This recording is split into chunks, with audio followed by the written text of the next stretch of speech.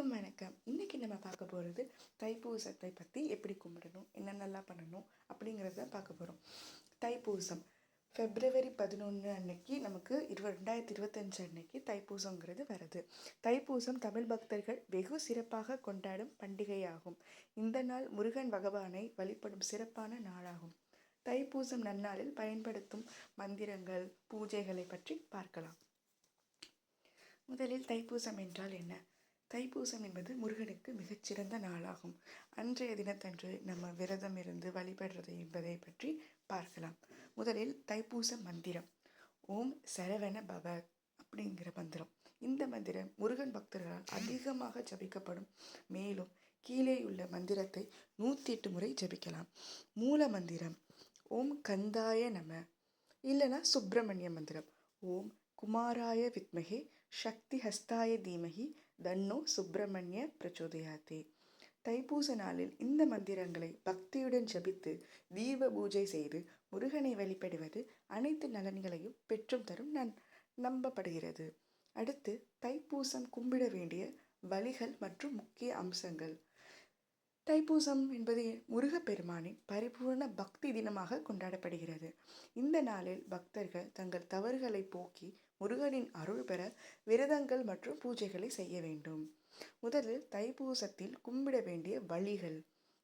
காவடி எடுத்தல், பால் குடம் எடுப்பதல், இந்த மாதிரி நிறைய விஷயம் இருக்குது.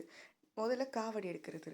பக்தர்கள் தங்கள் விருதாட்சியையும் பாவங்களையும் மாற்றும் பொருட்டு காவடியை ஏந்தி முருகனை வழிபடுவர். காவடி ஏந்துவதற்கு முன் மனம் சுத்தமாக இருக்க வேண்டும், நல்ல எண்ணங்கள் இருக்க வேண்டும். தூய மனதுடையவர்களாலேயே காவடி எடுத்தல் மிகச் சிறந்தது. விரதம். தைப்பூசத்தில் முழு நாள் விரதம் இருக்கலாம் அல்லது வெறும் பழங்கள், பால், தண்ணீர் போன்றவற்றை மட்டும் உட்கொள்ளலாம். மனம் முழுவதும் முருகனை பற்றி தியானிக்க வேண்டும். முருகா, கந்தா, சரவணா, கடம்பா, கதிர்வேலா என்று முருகனையே நம்ம நினைத்து இருக்க வேண்டும். படையிருக்கும் பூஜை. படையிருக்கும் பூஜை முருகனின் சிலையை பூஜை செய்து அபிஷேகம் செய்யலாம்.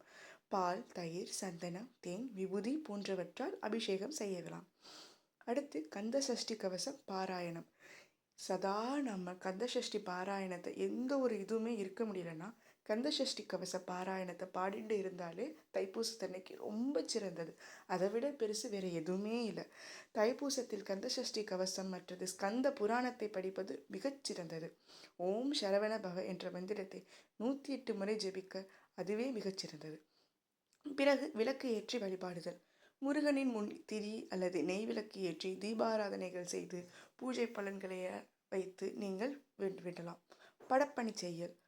முருகன் கோவில்களில் பூஜை பொருட்கள், மலர்கள், பழங்கள், விபூதி, நெய்தி வழங்குதல் முக்கியம். படப்பணி நம்மால் முடியாத விஷயத்துக்கு கோயிலுக்கு அபிஷேகத்துக்கு தேவையானதை வாங்கி கொடுக்கலாம்.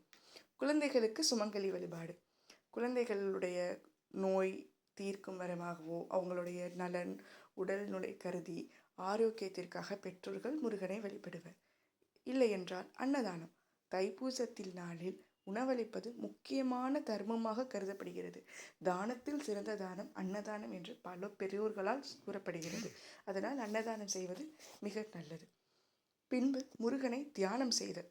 இது எதுவுமே முடியாத பட்சத்துக்கு முருகனின் 6 படை வீடுகளையும் எண்ணி தியானம் செய்து தெய்வீக அருள் பெறலாம்.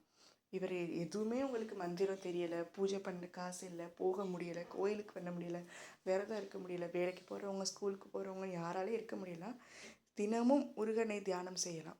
வெறும் அவருடைய 6 படை வீடுகளை நம்ம மனதில் வைத்து கொண்டு தியானம் செய்யலாம். இல்லை என்றால் ஓம் சரவண மந்திரம். இது தைப்பூசத்தின் மந்திரமாக கருதப்படுகிறது. இதனை செவியில் ஒலிக்க வைக்கும் மகோன்னத நாள் இதுதான். அதனால் இது எதுவுமே முடியாதவங்க, 6 படை வீடு கூட தெரியாதவங்க இருப்பாங்க. ஸோ அதை தவறு நம்ம சொல்ல முடியாது. வெறும் ஓம் சரவண பவ மந்திரத்தை நீங்கள் 108 முறை சொல்லலாம், தியானம் பண்ணலாம், இல்லைனா எழுதலாம். உங்களுக்கு எப்படி சுலபமாக உங்களுடைய இஷ்டத்திற்கு ஏற்ப நீங்கள் பண்ணுறது ரொம்ப நல்லது. தைப்பூசம் என்பது பக்தியின் உச்ச நிலையை வெளிப்படுத்தும் ஒரு புனித நாள். பக்தர்களின் மனதில் உள்ள தீமைகளை நீக்கி நல்ல வாழ்க்கை கொடுக்க முருகப்பெருமான் அருள் செய்வார். எல்லாரும் எல்லா வளமும் நன்மையும் எல்லாம் வளமும் பெற்று 16 உடன் வாழ்க.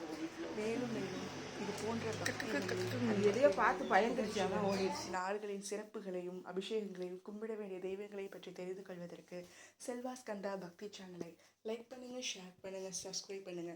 மறக்காம அந்த பெல் ஐக்கானை கிளிக் பண்ணுங்க, கமெண்ட் பண்ணுங்க. நன்றி மக்களே.